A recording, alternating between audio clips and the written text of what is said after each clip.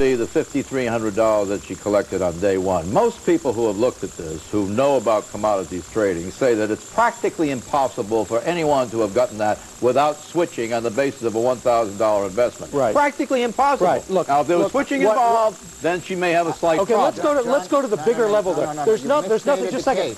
You've missed. It's not a $1,000 investment. She had $1,000 of equity in a much larger investment. Right. It's much more highly leveraged. You can invest at 100 to 1 in that. So the profit that she made would have been on a much larger investment. She made, it could have been $100,000 of contracts on which she may have made $5,000 in one day, which is not unlikely. But okay, now wait a minute. The other point. Look. Profit in one day. Yeah. Just a second. Just a second, though. Let's go to the political and the implications of all this.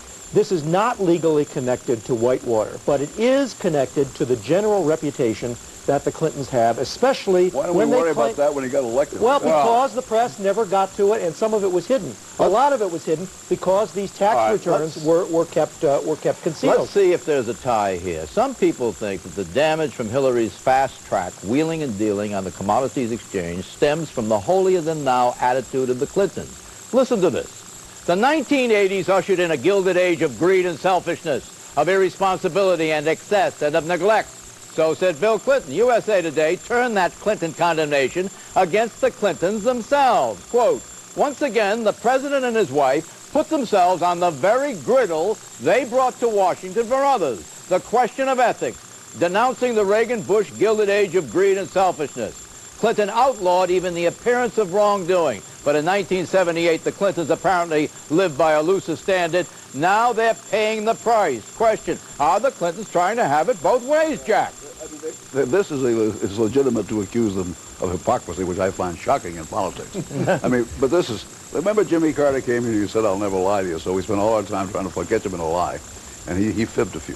This is the same thing here. Politically, it's perfectly legitimate. All I'm saying is that this thing has nothing, this is not a development in the Whitewater story. It has nothing to do with it. And when is this going to stop? I mean, I guess I came to the conclusion the other day that we're going to find out that Bill Clinton got a sweetheart deal on his paper route. Look, but seriously, this was a deal that was done while Clinton had started his public career. He was an elected official, and there was an incredible effort. Have you ever seen this standard applied? Have you ever seen this standard applied to anybody else? Ever? Why didn't they want this to come out? Richard Nixon even applied this standard to Richard. I would apply it to all.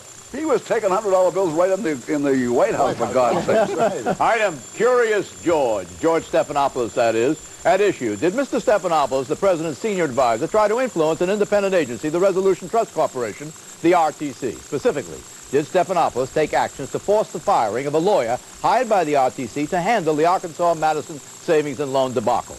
In February '94, about a month ago, the RTC appointed Republican Jay Stevens, former U.S. Attorney for the District of Columbia, to represent the RTC in civil suits. In March '93, almost 1 year earlier, Clinton fired Stevens, who was publicly outraged by that Clinton sacking. Against that background, the RTC, as noted, last February 24, retained Stevens as counsel. 1 day later, February 25th, Stephanopoulos made 2 phone calls to the Treasury Department. The first, a 3-way conference call with Roger Altman, Deputy Treasury Secretary, Harold Ickes, Deputy White House Chief of Staff, and Stephanopoulos. Time magazine reports that Stephanopoulos or Ickes said to Altman, quote, what about Jay Stevens? Can anything be done about it? Or are we stuck with this? Unquote. Altman reportedly cut off the conversation. The second phone call was placed by Stephanopoulos to Josh Steiner, Treasury Department Chief of Staff and close Stephanopoulos friend. Stephanopoulos said that he called Steiner to, quote-unquote, blow off steam over the Jay Stevens appointment. Steiner has since appeared before a grand jury and has surrendered his detailed personal diary. The disclosure that Steiner kept a diary did not please the White House. Quote, the dumb son of a bitch kept a diary, a thorough, compulsive diary. Fist's got it, and God knows what's in it, as if it isn't enough that we tried to off Stevens, unquote. Question, how serious is this latest Whitewater wave? More ton.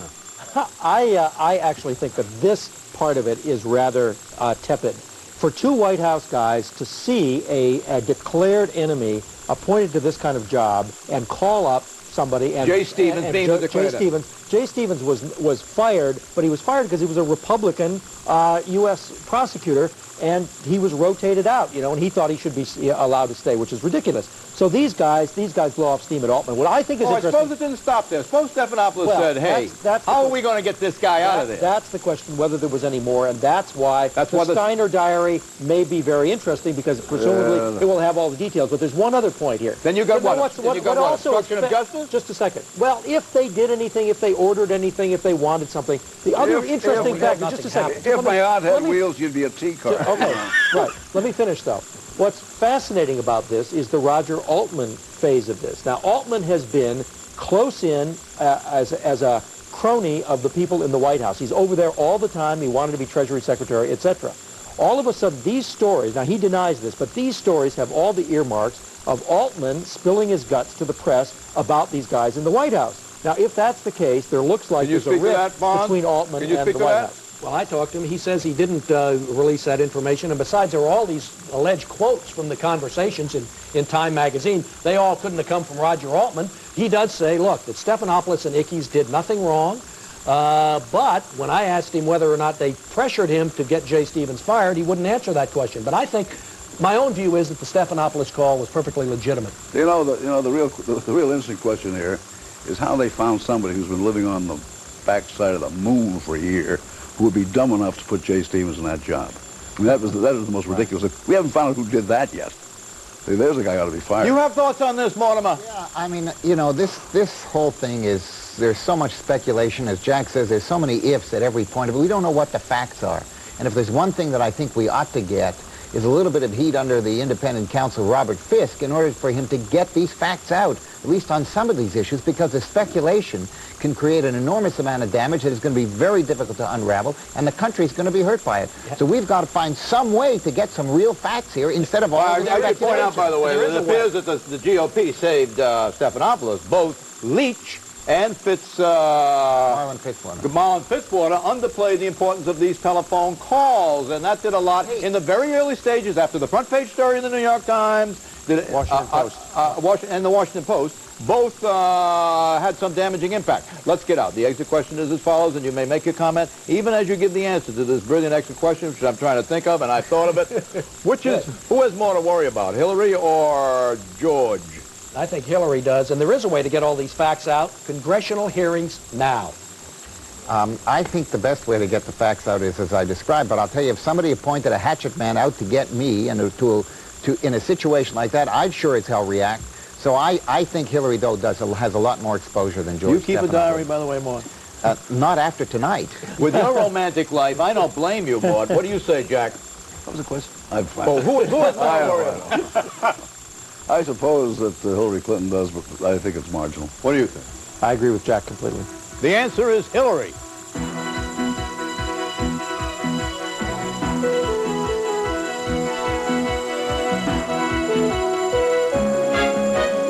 Issue 3, Vox Populi. Landmark elections in Italy this week have thrown the Italian political establishment on its head. Conservatives, led by billionaire media mogul Silvio Berlusconi, took 366 seats in Italy's 630-member parliament. One partner in Berlusconi's three-party conservative alliance is neo-fascist group. Neo-fascists have not been in the governing party since Benito Mussolini. Question: what is the impact of the elections for Italy, for Europe, for the U.S., and for the world, and for the Milky Way? Mort Zuckerman. Well, it's a stunning ending to the collapse of the entire political establishment in Italy. It would be like imagining that 50% of the business conference, 50% of our judges and prosecutors, the entire leadership of the Republican and Democratic Party went to jail in a period of 2 years. And what emerged were two parties, one on the left, the old Communist Party, and the right wing led by Berlusconi. He is going to have a right-wing sort of conservative, cut back the government policy in terms of the Italian economy, which is in very, very deep trouble, overburdened by huge debts and huge deficits. And I think that's probably the right economic approach. Politically, he's on very fragile ground, because I think he himself still is vulnerable to whatever previous contacts he or his companies may have had with the same crooked establishment that has just been tanked by the Italians. His principal previous ally in government was Benito Craxi, the Socialist Party leader, who was a ringleader in all of this enormous political graft that was slushing through their system. You know, what's interesting, John, is that if you have to choose between the right and the left, the public, and with a whole new frontier ahead of it, chooses the right, wants to get rid of heavy government, overburdened taxes and all that kind of stuff. But it is a gamble here. This is a guy who has no political experience, who is a media mogul, and the idea that a big country can be run by a novice is not really. Don't underestimate media moguls. Yeah, the interesting, what's particularly interesting is that Italy is not isolated. All over Europe, they've discovered that huge government with high taxes and mandates and regulations were causing permanent double-digit unemployment and recessions. And they're moving away from that. At the same time, the U.S. is moving in the wrong direction, moving toward Italy's unemployment right now is about 11.5%, and it's got export trade and import trade of about $20 billion. We import about $6 billion, and we export about $6 billion and import about $13 billion. Does that mean anything to you, John? I think this is another warning to incumbents, and if I were a congressman in Indiana, I'd be very nervous. You'd be concerned, right? Yeah.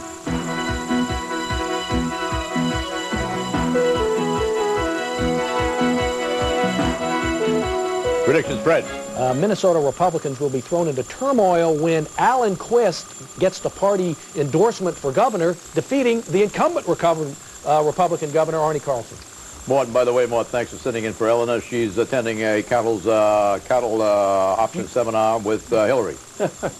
Well, based on that, my prediction is that John McLaughlin's going to be opening up a trading account in cattle futures beginning on Monday.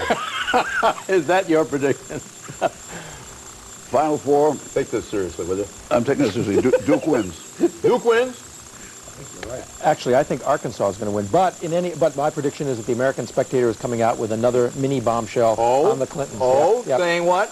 What general topic? Apparently having to do with attempts to suppress information, nasty information. Oh, the World Cup finals will be on July the 17th. And the winner of the World Cup will not be Argentina, not Brazil, not Mexico, but Germany. Germany won last time. Bye-bye. Happy Easter. The McLaughlin Group. GE is proud to support the McLaughlin Group. GE, from plastics to financial services, we bring good things to life. For a transcript, send $5 to Federal News Service, 620 National Press Building, Washington, D.C., 20045. Specify program date.